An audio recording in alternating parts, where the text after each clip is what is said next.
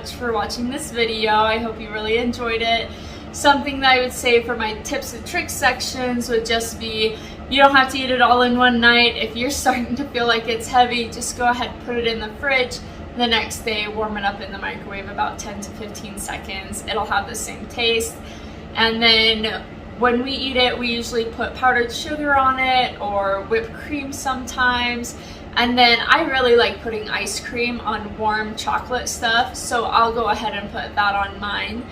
And then for people who don't like chocolate but like white chocolate, just go ahead and substitute white chocolate in for the chocolate in this recipe.